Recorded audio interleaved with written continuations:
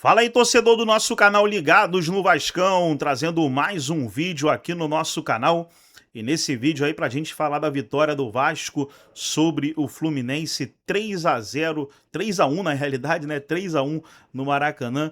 Os gols do Vasco marcados pelo Brenner, fez 2, e o Puma Rodrigues fez o terceiro do Vasco. Quem descontou para o Fluminense foi o Martinelli. E o Cruz Maltino se garante aí nas quartas de final da Copa do Brasil. Semana que vem teremos o sorteio e o Vasco vai saber quem será o seu adversário. Vamos trazer o pós-jogo da partida com William Tavares, Pedro Ivo, Vitor Birner. Vamos compartilhar aqui no nosso canal para a gente reagir. Mas antes, quero convidar você que ainda não é inscrito aqui no nosso canal, se inscreva, ativa o sininho das notificações para você não perder nada. Tudo do Vasco, tudo do Gigante da Colina você encontra aqui no nosso canal Ligados no Vascão. Vamos aí para o vídeo, fica até o final do vídeo. No final do vídeo eu trago os resultados dos jogos de hoje.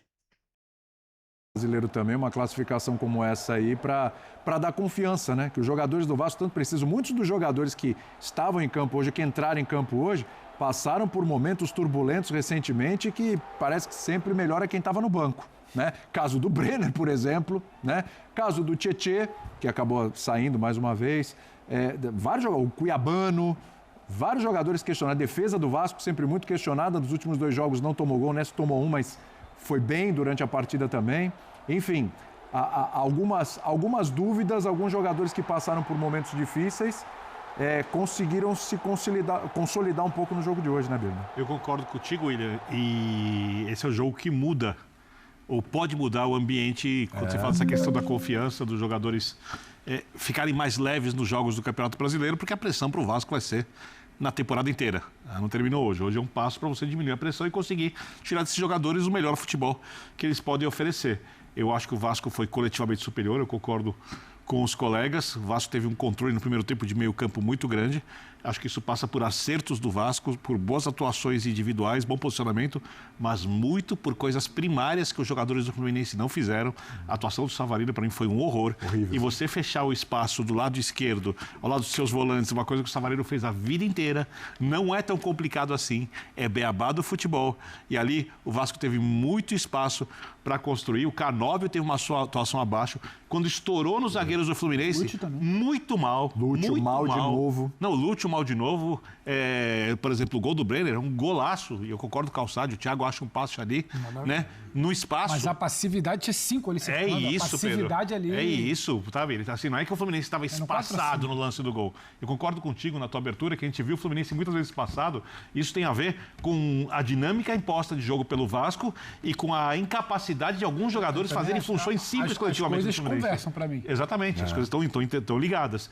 Só que no lance do gol, especificamente, que o Calçado fala que muda o jogo, e é indiscutível isso, é um passe do Thiago e o Fluminense não está espaço. O Fluminense está compactado. O jogador não tá de frente pro gol, ele para. E ali o combate é do zagueiro. Isso aí. Sabe, assim. E o Brenner, eu vejo o Brenner desde o começo da carreira. Sim. O Brenner, além de ele ter uma coisa com o Maracanã, né? Sabe, já tirou o Flamengo do Maracanã em Copa do Brasil, já não sei o que e tal. E nesses jogos grandes.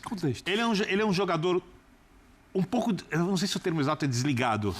Ele não é competitivo como eu acho que tinha que ser algumas vezes, mas tecnicamente ele é um bom jogador. Esse é o ponto. Ele não é tem, bom jogador tecnicamente. não é uma questão técnica. Não é uma questão técnica. Né? Se você colocar o espírito de jogador muito raçudo no Brenner, ele seria um jogador com destaque, não seria um jogadoraço, mas seria um jogador com destaque. Então você não pode dar o espaço para ele ali. Então, assim, mérito total do Vasco na classificação.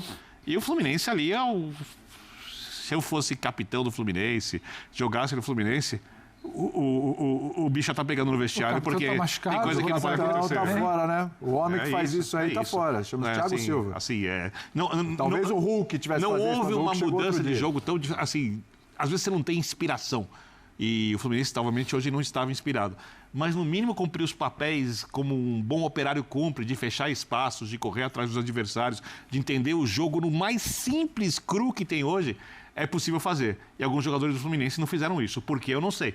Ou está acontecendo alguma coisa lá dentro, vamos saber daqui a pouquinho, ou... Sei lá, não sei o que aconteceu. Sei que o Vasco tirou proveito e mereceu se classificar. Porque, assim, daqui a pouco a gente fala mais do Fluminense, quero priorizar aqui o Vasco, que é a equipe classificada. Mas, assim, é bom falar. E a gente fala mais daqui a pouco. esse comportamento, esse desempenho de alguns jogadores do Fluminense não é no jogo de hoje. Já vem do jogo de sábado, já vem de retorno de Copa do Mundo. Tem vários jogadores importantes que você estão... começa a resolver sua vida, porque no brasileiro não vai dar nada. E mata-mata de Libertadores, semana que vem, assim. exatamente. Semana que vem é fundamental. Fala. O que é o brasileiro? Acho que o Fluminense está até numa boa posição no Campeonato Brasileiro. Sim. Mas não vai brigar por título. Não vai brigar por título. Então, assim... E eu também acho que a gente, essa coisa da expectativa de título de todo mundo, senão a gente embarca naquilo que é a visão de muito torcedor, de que se o meu time não foi campeão, foi uma porcaria. Tem dois brigando por título. Eu acho que no brasileiro são dois brigando por título e nos outros eles são favoritos. Quer dizer, claro que hoje o Flamengo não está mais na Copa do Brasil, mas você tem, além do Palmeiras, você tem Cruzeiro, você tem Atlético, você não vou citar todos os times. Não, o mata-mata está aberto. O mata-mata é aberto. Acabou. O mata-mata é aberto e o Fluminense ganha um problema sério também, né? Bom lembrar, ou não sei, espero Kennedy, que não, né? Mas a lesão do John Kennedy parece ser algo mais chato, ou pode ser algo mais chato, né? Às vésperas de você também jogar oitavas de final de Copa Libertadores, isso tem um peso significativo. Então, realmente... Ele estava com o pé de apoio, pegou o joelho dele por trás. Exato. Eu acho que assim, tem um peso essa eliminação, porque a eliminação na Copa do Brasil, para quem não briga por título brasileiro, mas teria todas as condições de chegar à final da Copa do Brasil, sim, obviamente tem um peso maior essa eliminação, porque no fim é um campeonato que você olha e fala, pô, aqui eu poderia chegar à final. E pode chegar à final da Libertadores também, né? Vamos dizer que está no lado mais tranquilo da chave, junto com o Palmeiras, mas enfim, você perde uma chance real de chegar a uma final de competição e perde, aparentemente, ou pode perder um jogador importante, já olhando para oitavas de final de Libertadores e também para o prosseguimento do Campeonato Brasileiro, no qual, repito, o Fluminense faz uma boa campanha.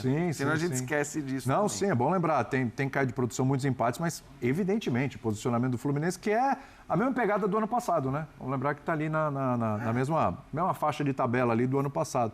Agora, em compensação, a gente está falando aqui de um Fluminense que pode estar perdendo um jogador por lesão, a gente não sabe quanto tempo, vamos saber amanhã muito provavelmente, mas a gente olha para um Vasco que está ganhando opções, não por contratações ou porque a gente está chegando, mas jogadores estão sendo resgatados. Um caso importante é o Brenner, né?